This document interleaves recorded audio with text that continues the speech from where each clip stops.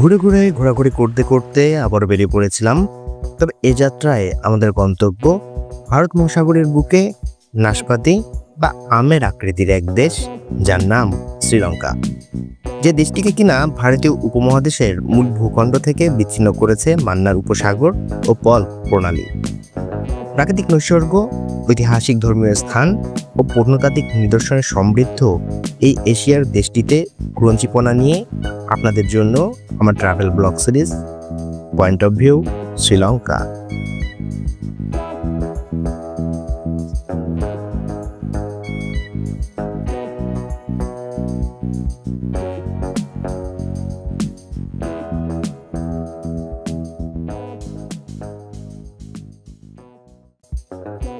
আজ মূলত তৃতীয় দিন আমাদের অসাধারণ শ্রীলঙ্কার নয়াভিরাম টুরা কালুটারাতে। আসসালামু আলাইকুম দেশবাসী, very good morning from Sri Lanka. আজ যথারীতি আমাদের তৃতীয় দিন এই শ্রীলঙ্কাতে, আর এই সাত সকালে উঠে বেরিয়ে পড়েছি মূলত ব্রেকফাস্ট করতে। তো চলুন শুরু করা যাক নতুন আরেকটি দিন এই শ্রীলঙ্কায়। আর তাই তো সকালে উঠেই প্রথমে ফ্রেশ হয়ে ছুটলাম বুফে ব্রেকফাস্টে। আজ যেহেতু এদের ছুটি, আর এই কারণে মূলত আজকে প্রচুর ভিড় আমাদের এখানে, মানে বাফেট ব্রেকফাস্টে আজকে যদি দেখেন, গতকালকে ছিল মোটামুটি খালি, আমরা ছাড়া আর কেউই ছিল না। আমরা ছিল আর কেউ একজন ফরেনার ছিল, অ্যাকচুয়ালি আমরা এখানে ফরেনার, যদি আমার গাইড কালারদের মতো। এরা আমাকে মনে করে আমি এখানকার লোকাল, বাট প্রবলেম যেটা সেটা হলো যে আজকে প্রচুর ভিড়, মানে চারপাশে খালি মানুষ আর মানুষ, মানুষ আর মানুষ, মানুষ আর মানুষ।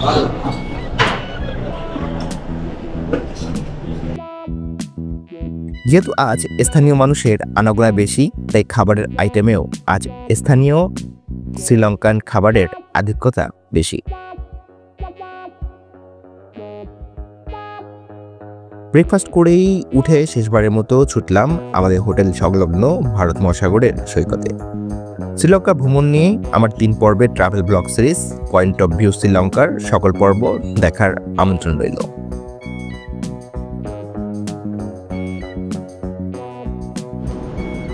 মূলত যেটা দেখতে পাচ্ছেন আপনারা, এটা হলো শ্রীলঙ্কান 5,000 টাকার নোট, এবং এখানকার শ্রীলঙ্কার হাইয়েস্ট বা সর্বোচ্চ মুদ্রা বলতে পারেন এটাই। 5,000 টাকার নোট নিয়ে শুধু একটু কথা বলি। এখানকার ইনফ্লেশন এতটাই বেশি, আমরা যেদিন এসেছিলাম আর কি, মূলত সেখানে আমরা $100 পেয়েছিলাম হলো 29,900 সামথিং টাকা আর কি, প্রায় 30,000 টাকার মতো আর কি আমরা পেয়েছিলাম আর কি শ্রীলঙ্কান টাকায়। তবে শ্রীলঙ্কার একটা বিষয় আপনার মাথায় রাখতে হবে, এখানে খাবার দাবারের খরচ তুলনামূলক একটু বেশি আর কি।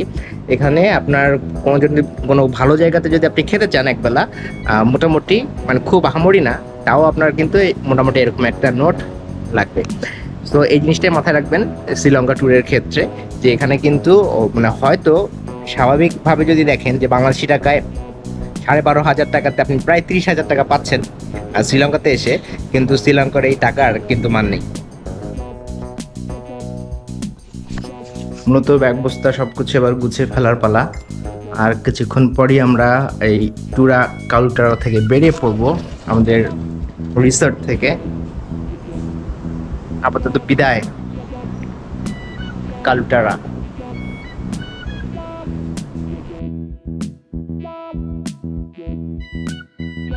গাড়ি চলে এসেছে আমাদের, এবার বেরিয়ে পড়ার পালা।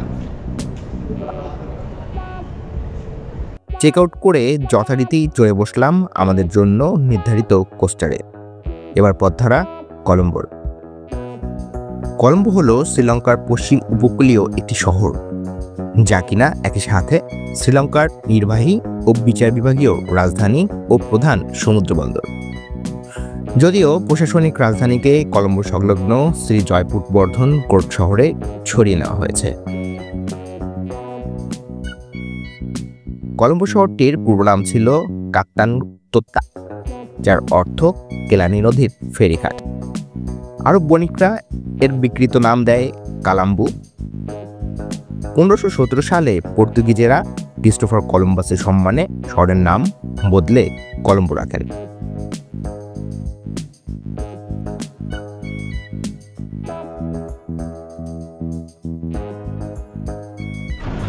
চলে আসছি মূলত কলম্বোর ইন্ডিপেন্ডেন্স স্কোয়ারে।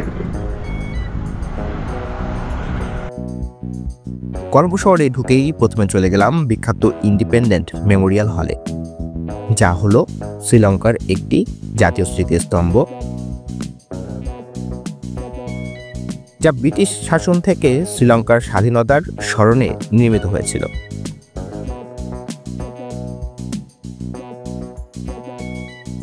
মূলত 1948 সালের 4 ফেব্রুয়ারি যে স্থানে গ্লুচেস্টারের ডিউক প্রিন্স হেনরি কর্তৃক প্রথম সংসদ উদ্বোধনের মাধ্যমে সাহিত্য শাসনের সূচনা উপলক্ষে আনুষ্ঠানিক অনুষ্ঠান অনুষ্ঠিত হয়েছিল, সেই স্থানেই এই স্মৃতিস্তম্ভটি নির্মাণ হয়েছে।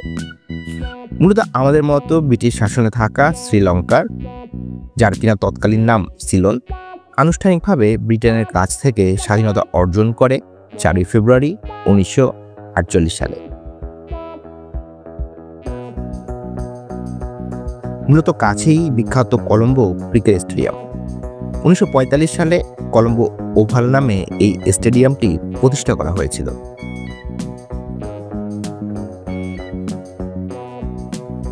কিছু দূরেই মূলত আরেক দৃষ্টিনন্দন স্থাপনা 1924 সালে স্থাপিত করা কলম্বো টাউন হল।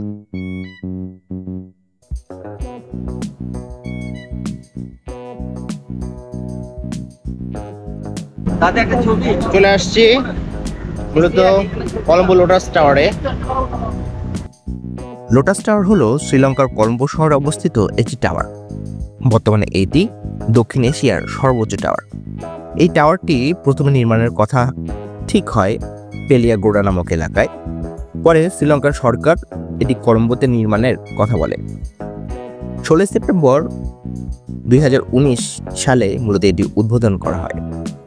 যদি চান তবে উঠে পড়তে পারেন দক্ষিণ এশিয়ার সর্বোচ্চ এই ভবনেও, তবে তা কিন্তু ফ্রিতে নয়। যদি চান লোটাস টাওয়ারে উঠতে তবে খরচ করতে হবে জনপ্রতি 6000 শ্রীলঙ্কান রুপি, যা কিনা বাংলা টাকায় প্রায় 2500 টাকার সমতুল্য। কলম্বোর আরও একটি দৃষ্টিনন্দন স্থাপনা হলো তাদের পুরনো সংসদ ভবন, যা কিনা শ্রীলঙ্কার রাষ্ট্রপতি সচিবালয় হিসেবে ব্যবহৃত হতো। সমুদ্রের দিকে মুখ করে কলম্বো পোর্ট এলাকায় যা কিনা অবস্থিত। 1983 সালে শ্রী জয়বর্ধনাপুরে নতুন সংসদীয় কমপ্লেক্স খোলার আগ পর্যন্ত 53 বছর ধরে এই ভবনটি শ্রীলঙ্কার আইনসভা হিসেবে ব্যবহৃত হতো।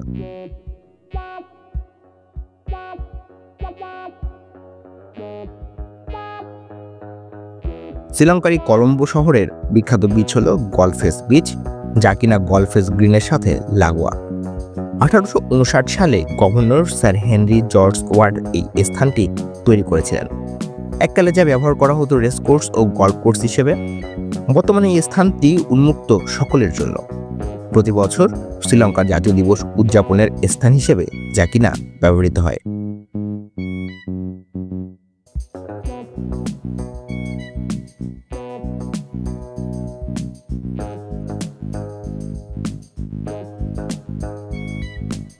এই স্ট্রিপের সীমানায় দুটি বড় হোটেল রয়েছে, সিলন ইন্টারকন্টিনেন্টাল হোটেল এবং অন্যটি গলফেস হোটেল। শ্রীলঙ্কার প্রাচীন ও সর্বাধিক জনপ্রিয় হোটেলগুলোর মধ্যে যা কিনা অন্যতম।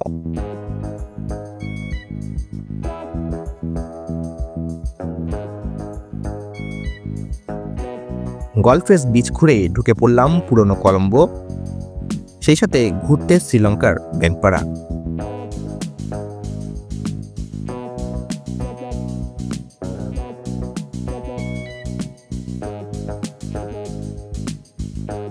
শ্রীলঙ্কার মন্ত্রী এমপিদের এলাকা পেরিয়ে ঢুকে পড়লাম পোর্ট এরিয়াতে।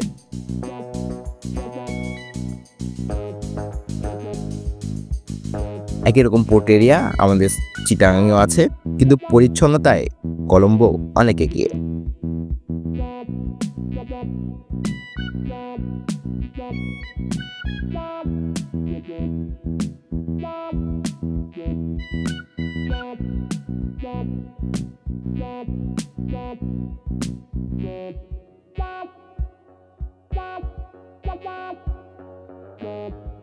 মূলত যে জায়গাটাতে এই মুহূর্তে আমি হাঁটছি আর কি, এটাকে বলতে পারেন ব্যাংকপাড়া। আমাদের বাংলাদেশের ব্যাংকপাড়া যেমন মতিঝিল, ঠিক তেমনি এরিয়া এটা। এখানে মূলত সেন্ট্রাল ব্যাংক অফ সিলন সহ অন্য সকল ব্যাংকের হেড অফিস এখানে মূলত অবস্থিত।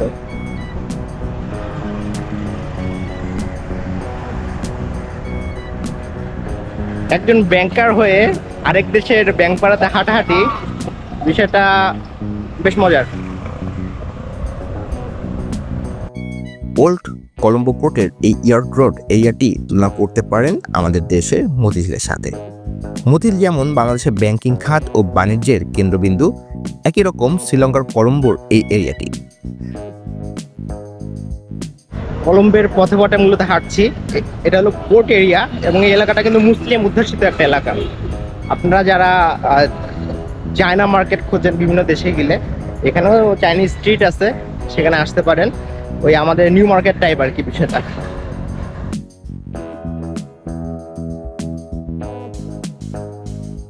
ঘুরতে ঘুরতে চলে আসলাম রেড মস্ক নামে বিখ্যাত জামিউল আলফার মস্ক বা মসজিদে।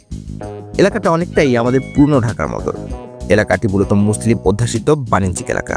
যদি চান কেনাকাটা করতে, তবে কম দামে কেনাকাটা করার জন্য অন্যতম সেরা জায়গা এটি। ন্যাশনাল সেভিংস ব্যাংকের হেড অফিস।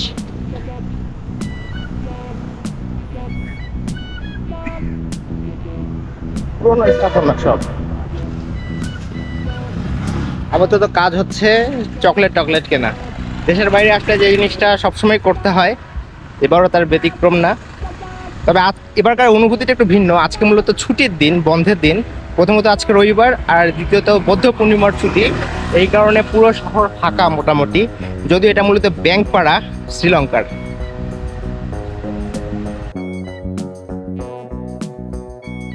কলম্বো সিটি ঘুরতে ঘুরতেই দুপুর পেরিয়ে বিকেল হয়ে এলো।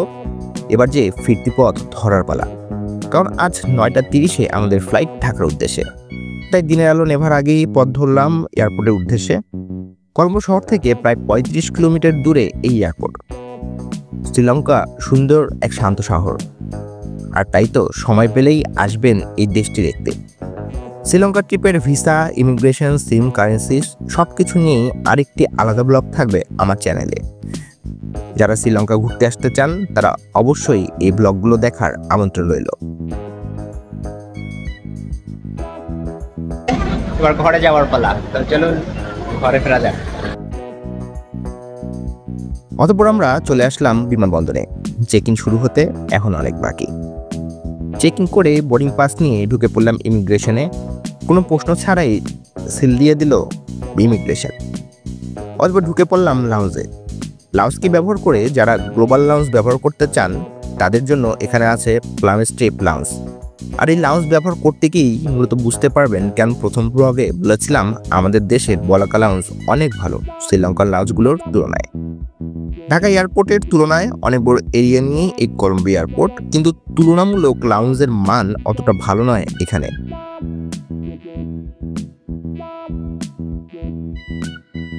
অতঃপর দেখতে দেখতে সময় হয়ে এলো আমাদের বিমানের। এবার যে ঘরে ফেরার পালা। দেশবাসী, ট্যুরে যান, ট্রেকিংয়ে যান, যেখানে মন চায় যান, যেভাবে মন চায় যান, কিন্তু প্রকৃতি ও পরিবেশের ক্ষতি হয় এমন কিছুই করবেন না প্লিজ। ভিন দেশে যখন যাবেন তখন মনে রাখবেন আমাদের দেশের প্রতিনিধিত্ব কিন্তু আপনিই করছেন। সময় পেলে বেরিয়ে পড়ুন, ঘুরতে থাকুন, জানতে থাকুন, জানাতে থাকুন। Keep roaming.